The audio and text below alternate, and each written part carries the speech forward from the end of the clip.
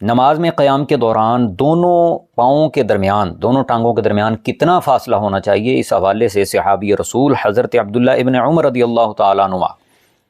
ان کا عمل موجود ہے مصنف عبد الرزاق جلد 2 صفحہ 264 پہ۔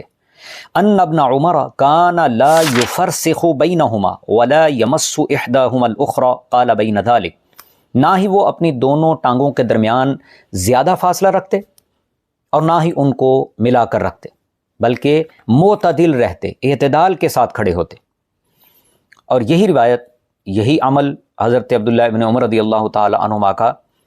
امام اسحاق بن منصور المتوفی 251 ہجری، انہوں نے مسائل الامام احمد و اسحاق بن راہویہ، اس کتاب میں یہ روایت موجود ہے، جلد 2 صفحہ 553 پہ۔ المغنی امام ابن قدامہ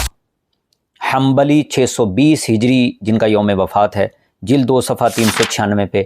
انہوں نے یہی حضرت عبداللہ ابن عمر رضی اللہ تعالیٰ عنہما کا عمل بیان کیا۔ وکان ابن عمر لا یفرج بین قدمیہ، کہ آپ جب نماز میں کھڑے ہوتے تو دونوں پاؤں کے درمیان، دونوں ٹانگوں کے درمیان زیادہ فاصلہ نہیں رکھتے تھے۔ ولا یمس احداہما بالاخری، اور نہ ہی دونوں پاؤں کو ملا کر رکھتے تھے۔ ولیکن بین ذالک لا یقارب ولا یباعد، نہ زیادہ پھیلاتے دونوں پاؤں کو، دونوں ٹانگوں کو، اور نہ ہی بالکل قریب لے آتے۔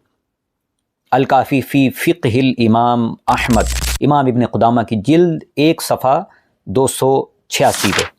یہی روایت موجود ہے۔ حضرت عبداللہ ابن عمر رضی اللہ تعالیٰ عنہما کا یہی عمل موجود ہے۔ شرح العمدہ شیخ ابن تیمیہ کی،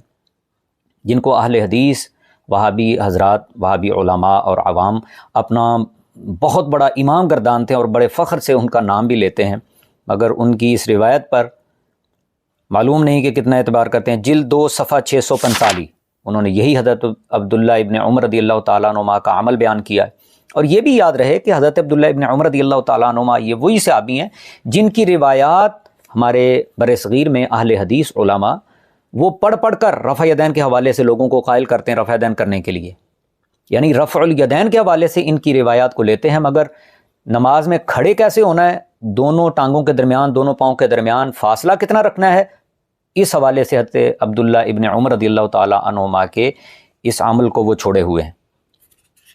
اور پھر اسی حوالے سے رہنمائی موجود ہے تحفۃ المحتاج فی شرح المنہاج، حضرت امام ابن حجر حیتمی مکی رحمہ اللہ المتوفی 974 ہجری، جلد 2 صفحہ 21 پہ انہوں نے یہ بات بیان کی، یہ حقیقت بیان کی۔ وَيُسَنُّ أَن يُفَرِّقَ بَيْنَ قَدَمَيْهِ بِشِبْرٍ، کہ سنت یہی ہے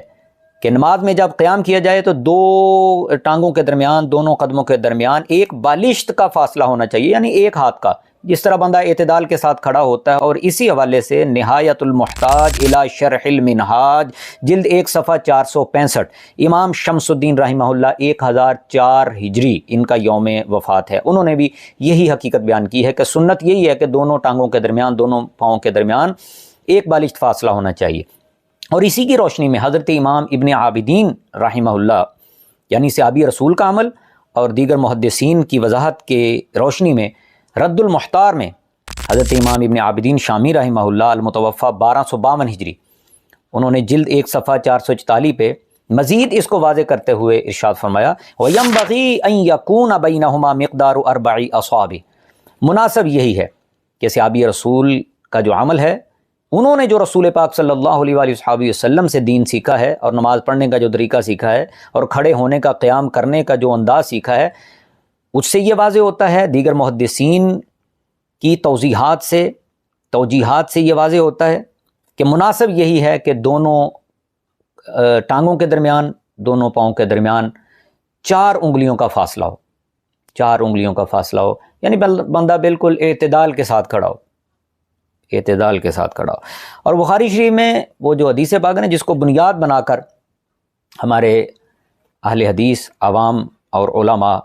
لوگوں کو اس طرف لگاتے ہیں، وہ بخاری شریف میں جو حدیث ہے نا کہ قدم کو قدم کے ساتھ ملا کر کھڑے ہو، وہ تو اس کی وضاحت بھی شارحین بخاری نے کی ہے۔ ارشاد الساری امام قسطلانی رحمہ اللہ جلد 2 صفحہ 67 پہ انہوں نے لکھا ہے المراد بذالک، رسول پاک صلی اللہ علیہ وآلہ وسلم کے اس فرمان کا مطلب کہ قدم کو قدم کے ساتھ ملاؤ. اس فرمان کا مطلب وہ کہتے ہیں یہ ہے المبالغۃ فی تعدیل الصف وسد خلالی. یہ بطور مبالغہ کے ارشاد فرمایا گیا کہ تم اپنی صفوں کو سیدھا رکھو. یہ بطور مبالغہ کے، یعنی کہ فزیکلی اگر بندہ پاؤں کے ساتھ پاؤں نہیں بھی ملا رہا لیکن صف میں سیدھا کھڑا ہے تو بالکل اس کا اس حدیث پاک پہ عمل ہو جائے گا. اور اسی کو منحۃ الباری میں امام زکریہ انصاری بہت بڑے محدث ہیں، المتوفی 926 ہجری جلد 2 صفحہ 435 پہ انہوں نے بیان کیا ہے. تو صحابی رسول کا عمل اس بات کو واضح کر رہا ہے، اہل سنت احناف کے عمل کی تائید کر رہا ہے، اور اہل سنت و جماعت احناف کا جو عمل ہے وہ بالکل ان روایات اور ان توضیحات محدثین اور ان توجیحات جو اکابرین کی ہیں ان کے بالکل عین مطابق ہے، اور بالکل کسی بھی حدیث اور سنت کے مخالف نہیں.